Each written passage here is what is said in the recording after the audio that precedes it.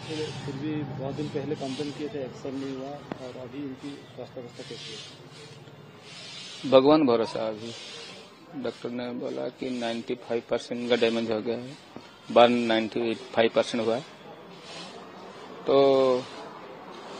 जितना कोशिश हो सकता है कर रहे हैं लोग। दिल्ली एम्स के साथ नेगोशिएशन में है, और कल सीएम साहब आए थे, और सीएम साहब के इंस्ट्रक्शन के बाद वो लोग दिल्ली के साथ एक वर्चुअल मीटिंग किए थे। इसके बाद जो ट्रीटमेंट इधर हो रहा है इसको सर्टिफाई किया है, 100% सर्टिफाई किया है दिल्ली एम्स वालों ने। थोड़ा थोड़ा कुछ मेडिसिन में चेंज किया है। मुझे डॉक्टर गिरी मुझे वो मेरे बीबी को ले गए थे मेरे बच्ची के पास, लेकिन डायलिसिस चल रहा है। अभी प्रभु लॉर्ड जगन्नाथ ही भरोसा है मेरा, और क्या कहूँ।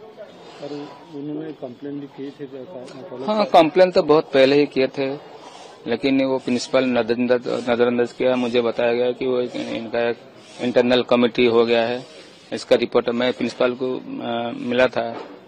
मैं बेटी को इधर से लाने वाला था, लेकिन प्रिंसिपल ने मुझे एश्योरेंस दिया कि इंटरनल कमेटी का रिपोर्ट तक आने दो, रुकिए, मेरे पर ट्रस्ट कीजिए।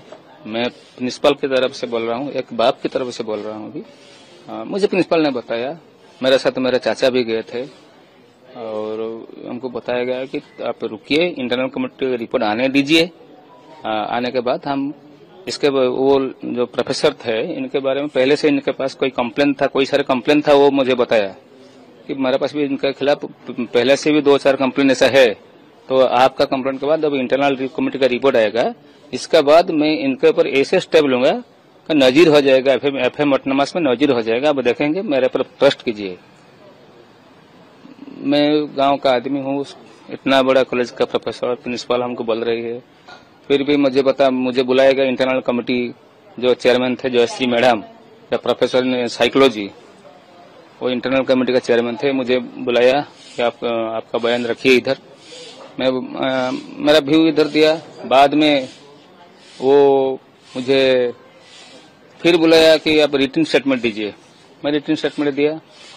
मेरा बेटी पहले से इधर स्टेटमेंट दे दिया था। मैं बैठा था, देखा जब मेरा बेटी आया, इसको स्टेटमेंट लिया, और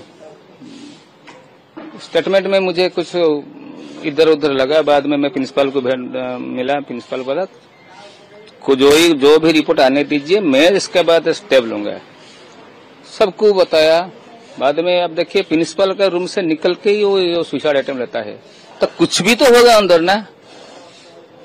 मेरा तो मन में यही एक चलता है, इतना बड़ा प्रोफेसर और मेरे बेटी का साइकोलॉजिकल स्टडी अपन नहीं कर सके। मुझे बुलाया होगा, मेरा बेटा इधर ही रहता है, 2-4 मिनट का बात है, वो फोन कर देगा कि आपका बेटी का हालत, मेंटल हालत अच्छा नहीं है, आप आइए, इसको ले जाइए, इसे बोला होगा। कुछ नहीं किया। इसका रूम से सामने वो सुसाइड अटेम्प्ट लिया।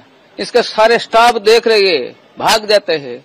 मैं शुक्रगुजार हूँ उस लड़के का जिसका कॉलेज में पढ़ता था, जो मेरे बेटी को अभी तक बचा के रखा है, इस लड़के के वजह से। उस लड़के का मैं बहुत शुक्रगुजार हूँ, और अभी वो भी ट्रीटमेंट चल रहा है इनका इधर।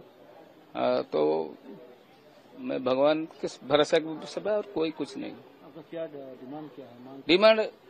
डिमांड ऐसा है कि वो जो कल्प्रिट जो असिस्टेंट प्रोफेसर था एचओडी एजुकेशन डिपार्टमेंट में, इसको तब पुलिस पकड़ के ले गया। नहीं, वो दिखाने के लिए नहीं जाना चाहिए। ऐसी कई कड़ी सजा इनको मिलना चाहिए, और नजीर हो जाएगा उड़ीसा के सारे देश में। और वो जो प्रिंसिपल है वो बहुत श्रूड आदमी है, वो बहुत मीठी मीठी बात बोलता है। हमको ऐसे वो बताया जैसे उस कुछ नहीं हुआ, हम ठीक कर देंगे, हमारा ट्रस्ट लीजिए, सब कुछ ऐसे बताया। वो बहुत श्रूड आदमी है। अभी आपने देखा होगा जो मेरा बेटी का ऐसे हालत के इंसिडेंट के बाद वो जो बाइट दिया, कितना सीधा साधा बोल दिया है, कुछ जैसे कुछ नहीं हुआ है, जैसे कुछ। आज सारा देश में only not in my state, all over India, सारे भारत में वो इसके लिए बहुत बहुत क्या हो रहा है आप लोग को मालूम है। फिर भी वो कहता है वो ऐसे हो गया, ऐसे हो गया।